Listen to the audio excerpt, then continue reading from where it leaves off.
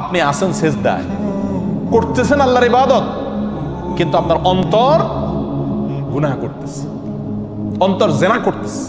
নামাজের মধ্যে আপনি জেনা করতেছেন, রোজা রেখে আপনি জেনা করতেছেন, ঠিক না ঠিক?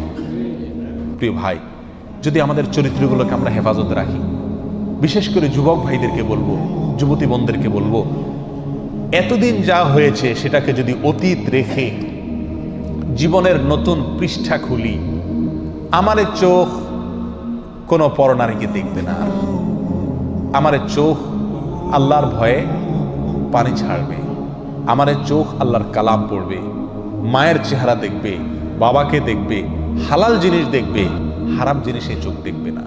এই প্রতিজ্ঞা যদি আমরা কোনো যুবক করতে পারি, কেমন যেন আমি জাহান্নামের পথ থেকে লাফ দিয়ে জান্নাতের পথে চলে আসলাম, কেমন যেন আমি জাহান্নামে পড়তে যাচ্ছি, সেখান থেকে ঝাঁপ দিয়ে জান্নাতের দিকে ঝুঁকে গেলাম। আল্লাহ আমাদেরকে সবাইকে তওবায়ে নাসুহা করার তৌফিক দান করুন।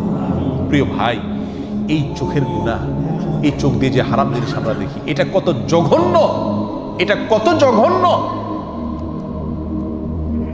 এই অপরাধ, এর রেশ, এর প্রভাব, এর অ্যাকশন, এটা বহু সময় পর্যন্ত থাকে, অনেক সময় বছরকে বছরও থাকে, চাইলেও এটার অ্যাকশন থেকে মানুষ বাঁচতে পারে না। আপনি একটি অন্যায় কাজ করছেন, একজনকে একটা গালি দিয়েছেন, এটার আর রেশ থাকে না, বরং পরক্ষণে মনে উঠলে খারাপ লাগে যে লোকটাকে গালি দিলাম, ঠিক না ঠিক? আপনি একজনের প্রতি অবিচার করছেন, সাময়িক অবিচার করছেন, অন্যায় করছেন, শেষ হয়ে গেছে, শেষ। কিন্তু আপনি চোখ দিয়ে একটা হারাম জিনিস দেখছেন, সেটা মোবাইলে হোক, টেলিভিশনের পর্দায় হোক, সিনেমার পর্দায় হোক, কাগজে প্রিন্ট করা হোক, অথবা রাস্তাঘাটে হোক, এই হারাম জিনিসটা দেখে আসার পরে আপনি নামাজে দাঁড়াইছেন, ওযু করে সেজদায় গেছেন, আল্লাহর সবচেয়ে কাছাকাছি চলে গেছেন সেজদায়, ঠিক না ঠিক? বান্দা সবচেয়ে আল্লাহর কাছে যায় কখন? যখন সেজদায় থাকে, তখন আপনি সেজদায় গেলেন। প্রিয় ভাই আমার, আপনার চোখের সামনে তখন ভাসে উঠে ওই মহিলা যাকে আপনি দেখে আসছিলেন, ঠিক না ঠিক? এমনও হয় মাসকে মাস চলে গেছে, বছরকে বছর চলে গেছে, কিন্তু সেই গুনাহের স্মৃতি মাথায় ভেসে ওঠে। আপনি আসেন সেজদায়, করতেছেন আল্লাহর ইবাদত, কিন্তু আপনার অন্তর গুনাহ করতেছে, অন্তর জেনা করতেছে। নামাজের মধ্যে আপনি জেনা করতেছেন, রোজা রেখে আপনি জেনা করতেছেন, ঠিক না ঠিক? এত জঘন্য গুনাহ এই চোখের গুনাহ। প্রিয় ভাই, এগুলো হলো বর্ডার। একটা দেশের যেরকম কি থাকে, বর্ডার থাকে না? বর্ডার যদি বেদখল হয়ে যায়, তাহলে রাজধানীও কি হয়ে যায়? বেদখল হয়ে যায়, ঠিক না ঠিক?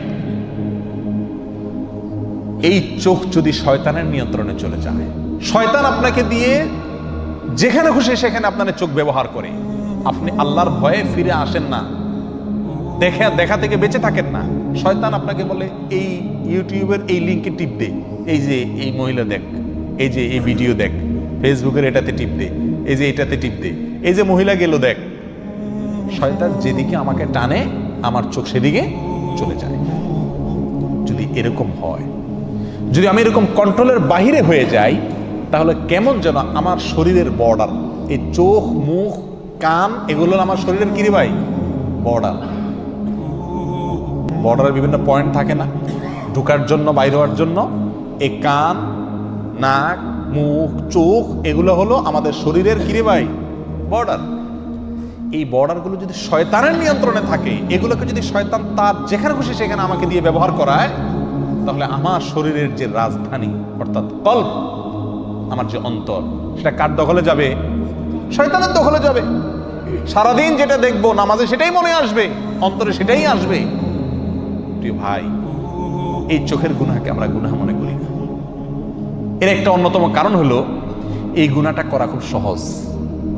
চুরি, কি বলেন, এটা চাইলেও তো করা যায় না, নাকি? সবাই করতে পারে চুরি, ডাকাতি, খুন খারাপি, মদ খাওয়া, মানুষের সাথে অবিচার করা, অন্যের হক মারা, এগুলো চাইলেও তো মানুষ কি করতে পারে না। আবার অনেক অন্যায় আছে যেগুলো সামাজিক চাপের কারণে মানুষ করতে পারে না, কিন্তু এই চোখ দিয়ে যে হারাম জিনিস দেখা, এটা আজকে এমন সহজ হয়ে গেছে যে কি নামাজি কি বেনামাজি, কি দাড়িয়ালা কি বেদাড়িয়ালা, কি ভালো মানুষ কি মন্দ মানুষ, মোবাইল হাতে আছে, ইন্টারনেটের কানেকশন আছে, যা খুশি তা দেখতে পারে, রিমোট হাতে আছে, যা খুশি তা দেখতে পারে।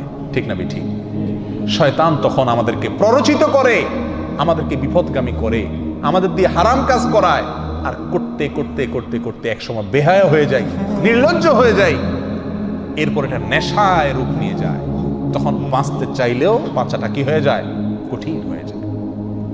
আল্লাহ সুবহানাহু ওয়া তাআলা আমাদেরকে আমাদের চরিত্রগুলোকে ফুলের মতো পবিত্র করার তৌফিক দান করুন। এতদিন আমরা যা করেছি, আসুন আসুন প্রিয় ভাইরা, জাহান্নামের পথ থেকে লাভ দিয়ে জান্নাতের পথে চলে আসি। করবো তো ইনশাআল্লাহ? যে সমস্ত ভাইরা তওবা করবেন তাদের পূর্বের গুনাহ আল্লাহ তাআলা মাফ করে দিবেন। অতীতে আমরা যা করেছি সেটার জন্য আজ তওবা করি। আমার এই চোখ দিয়ে আমি হারাম জিনিস দেখব না।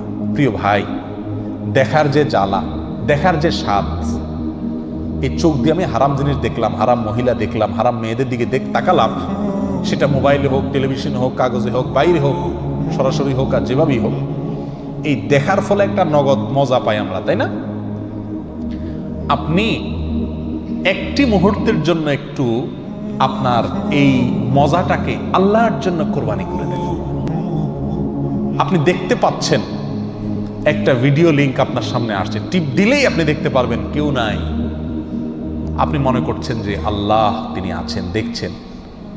আল্লাহর ভয়ে আপনি ওখানে টিপ দিলেন না, ওইটাকে ইগনোর করে চলে গেলেন। সঙ্গে সঙ্গে আপনি ইনশাআল্লাহ অন্তরের ভেতরে ঈমানি স্বাদ অনুভব করবেন।